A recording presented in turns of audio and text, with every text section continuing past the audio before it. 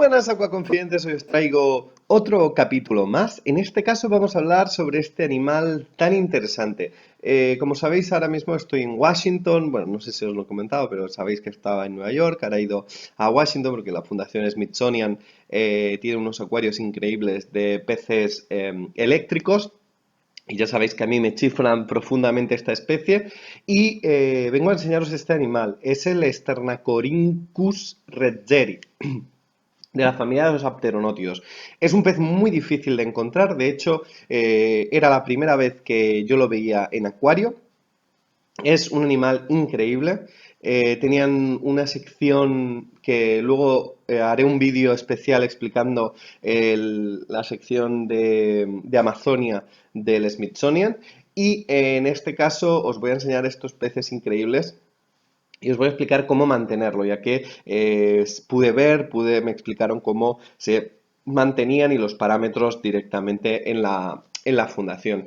Hay que decir que es el conocido como pez cuchillo nariz de elefante de Redzer. Se confunde a veces con el Oxyrhynchus, porque son muy similares. La familia de los Sternacorhynchus es una familia que ha sido descubierta hace muy poco. De hecho, este de aquí, el Sternacorhynchus redseri, fue descubierto por Santana y Bari en 2010. Pero es que la familia en general de los Sternacorhynchus fueron descubiertos muy recientemente. De hecho, a partir de 2000 se describieron unas 10, 12 especies nuevas de estos peces.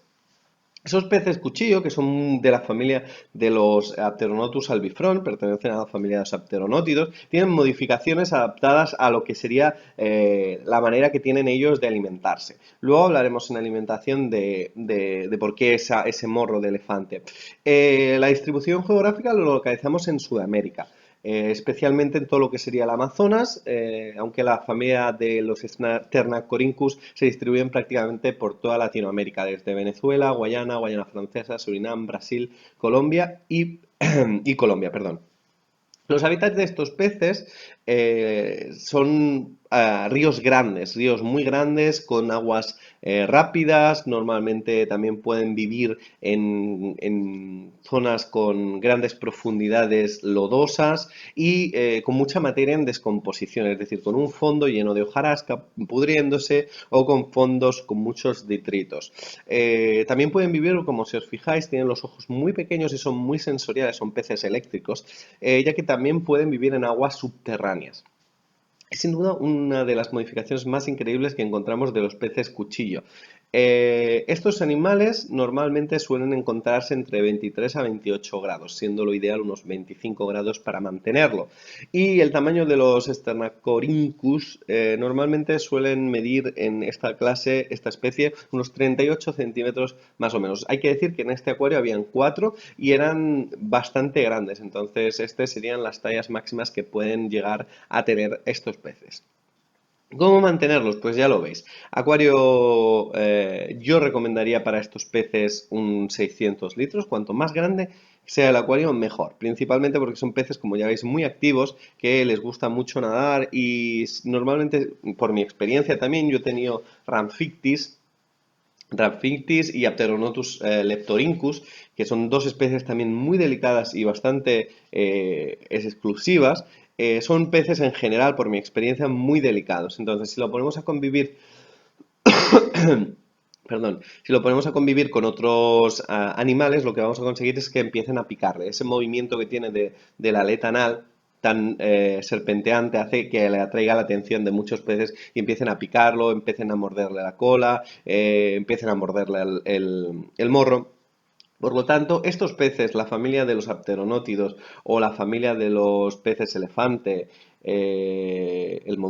o la familia de los mormídidos, Mormidum longirostris, el Gymnoterus petersi, etcétera, etcétera, deberían vivir solos y sin acompañamiento de ninguna otra especie de peces eléctricos. Los peces eléctricos solo se pueden tener una especie en el acuario y el acuario debe ser específico. ¿Pueden convivir con otros animales? Sí pueden vivir en acuario comunitario. Lo que pasa es que yo no aconsejo que hayan peces de nado medio, alto. Yo lo que aconsejo, aquí estaba conviviendo con con unos loricáridos y estaba viviendo con farloguelas. Entonces, peces que no les vayan a molestar, peces que no vayan a picarles, es decir, todo lo que sería un acuario amazónico de peces que no nadan. El acuario, muchos huecos, muchas raíces, piedras, troncos. Es un pez que también es bastante nocturno, por lo tanto, lugares para que él pueda esconderse durante el día y lugares sombreados. Muchas plantas, les encantan las plantas. Los fondos deben ser con arena fina, porque él suele meter, como ya habéis visto al principio del vídeo, suele meter el morro en la arena para buscar la alimentación. Entonces, si la piedra es muy gorda, se puede dañar el morro, puede hacerse heridas. Por lo tanto, arena fina que no dañe y sin cantos. En general, un acuario de Amazonia con una luz normal, no les gusta la luz alta y una abundante vegetación. Aguas muy estables y muy maduras es lo que requieren estos peces. Agua estable, agua madura, muy buena filtración y muy buena estabilidad de la colonia bacteriana del filtro. Y normalmente el pH de estos animales entre 6,5 a 7,5 sería lo lógico para estas especies. Aguas blandas, como las aguas amazónicas, sobre los 6 a los 12 grados de pH. Y la alimentación de estos peces normalmente es un depredador que va a alimentarse de animales de invertebrados que se encuentran ocultos entre la arena o ocultos entre las hojas que encuentran allí en el Amazonia. Lo que pasa que en acuario los animales, los invertebrados bentónicos, deberemos suministrárselo a partir de la comida congelada. Sí que es cierto que si son salvajes va a costar mucho alimentarlos. Entonces habrá que tirar de pues, las típicas Daphnia, las típicas larva roja, las típicas copépodos, todos estos animales vivos hay que comprarlos o intentar luego pasar del vivo al congelado con lo mismo, o sea, larva negra, larva roja, copépodos, misis, todo lo que serían la gama de comidas en congelado que tenemos. Es un animal además muy peculiar a la hora de comer, ya que utiliza ese morro tubular, esa trompa para succionar el alimento. Por lo tanto, normalmente no va a aceptar la comida en escama. Es muy similar en la alimentación a la familia de los Campylomormirus. El Campylomormirus o pez ibis o pez de pico largo o pez elefante de pico largo también es un animal que es muy similar morfológicamente al pez cuchillo, lo único que es de cuerpo es más similar al pez elefante, al Ganoterus petersi, y el morro es más alargado, es como el que veis. También el tamandúa tienen un morro así alargado. En fin, darle una variedad de Daphnia, Artemia, todo lo que veáis en general de invertebrados. Cuanto más variado sea, perdón, tengo unos días malos. Cuanto más variada sea la alimentación, mejor. Y también es bueno que lo alimentéis cuando se vayan a apagar las luces, ya que normalmente son animales con cierta tendencia nocturna. El temperamento de estos animales puede ser agresivo con otros, más que agresivos, es que crean jerarquías dentro del grupo de su misma especie, por lo tanto habrán algunos peces de esta especie que cuando otros peces de su misma especie se acerquen los van a echar de la zona donde están, es decir, pueden generar un territorialismo específico de una zona.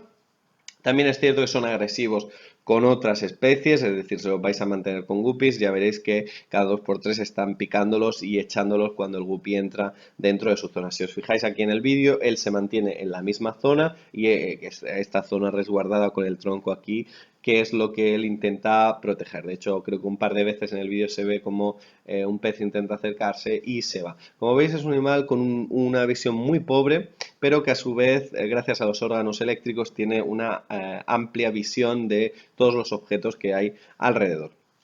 Aquí lo vemos comiendo, vemos cómo está metiendo la trompa. Por eso os decía que la grava debe ser fina, ya que como está metiendo la trompa, si la grava es dura, no podrá meter la trompa y la trompa es una trompa ósea, es decir, que podría fracturarse. Entonces es importante que en este caso pongáis arena o pongáis una grava, como ya veis, con una granulometría muy fina. La zona donde lo vamos, perdón, podéis tenerlo con otros peces siempre y cuando, como he comentado antes, sean peces tranquilos que no les vaya a molestar y estén en el suelo, o encima de las hojas o comiendo algas, o sea que no les molesten. Y aunque lo ideal sería mantenerlo solo.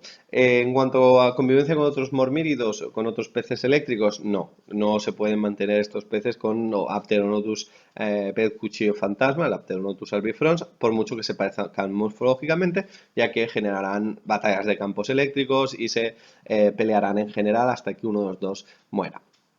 Además, la zona natatoria donde los vamos a encontrar van a ser prácticamente la zona del suelo, camuflados entre las hojas, etcétera, no va a subir a la superficie y la experiencia para mantenerlos es bastante muy difícil. Hay que decir que estos animales son prácticamente de laboratorio y que deben ser cuidados por profesionales. La longevidad suelen vivir hasta unos 12 años, más o menos es lo que suelen vivir, muy similar a la longevidad de otros peces cuchillo. Y el dimorfismo sexual depende mucho de la familia de los Stanacorhynchus.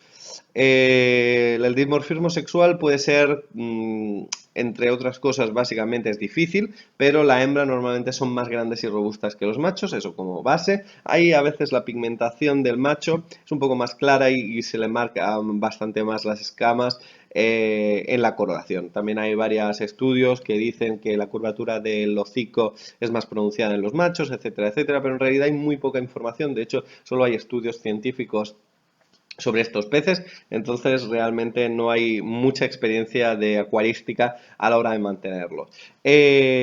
Como hablábamos antes, son peces heterogénicos. Eso significa que utilizan pequeñas descargas, pequeños pulsos eléctricos para facilitar la localización y la captura de presas. También lo suelen utilizar como una especie de sonar para ir rastreando el barro blando que hay en los fondos e ir encontrando los animales.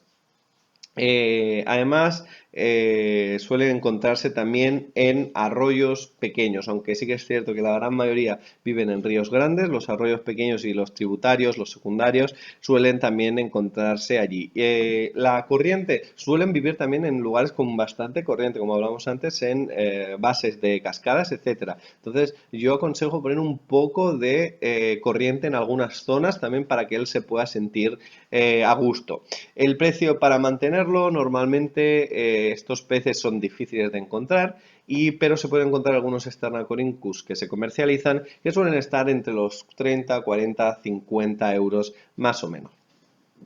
Lo dicho, un animal increíble y hasta la próxima.